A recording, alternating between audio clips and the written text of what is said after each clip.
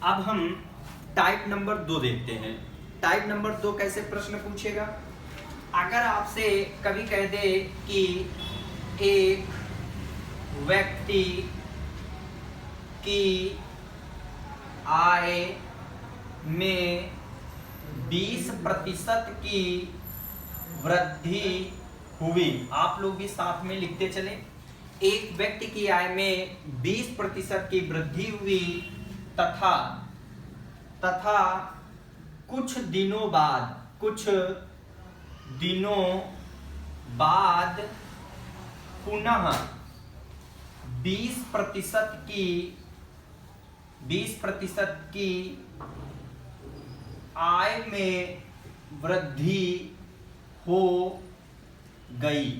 पुनः 20% की आय, उसकी आय में पुनः वृद्धि हो गई।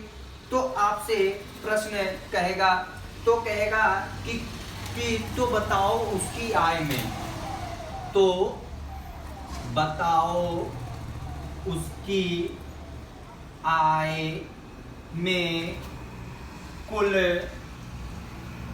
कितने प्रतिशत की वृद्धि हुई। अब ये प्रश्न आपसे पूछ देगा, ठीक।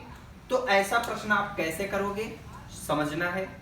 एक तो इसका होता है फार्मूला, ठीक, जो एसएससी जीडी में ये टाइप आ ही रहा है, इसे जरूर ध्यान दे कर जाना। और दूसरा होता है कि आप परसेंट पढ़ रहे हैं तो परसेंट हमेशा कितना होता है, 100 माना जाता है। हमने कहा 20% की क्या हुई, वृद्धि हुई। तो आप मान लो आपके पास 100 रुपए थे और इस पर 20% की वृद्धि हो गई, तो इसका मतलब कितना हो जाएगा, 120 हो जाएगा।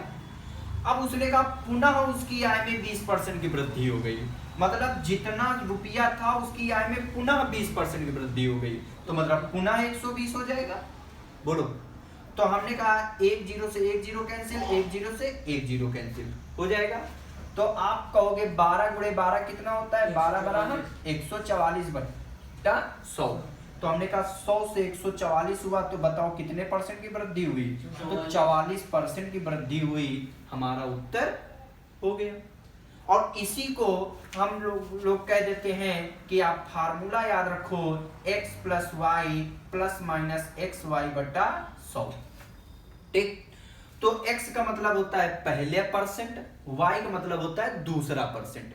पहला परसेंट आपको दिए है 20% वृद्धि और पुनः दूसरा भी परसेंट दिए है 20 की वृद्धि। वृद्धि मतलब पॉजिटिव होता है और कमी मतलब निगेटिव से दर्शाते हैं। तो आप इधर करोगे तो 20 प्लस 20 और 20 इंटू 20 बटे 100, 20 और 20 40, 0 0 0 0, 2 दूनी 4, तो 40 4 कितना हो गया, 44%। देखो आया कि नहीं आया। तो अब अगर ऐसा पैटर्न आए तो आप लोग भूलना नहीं, ठीक, नोट कर लो इसे भी।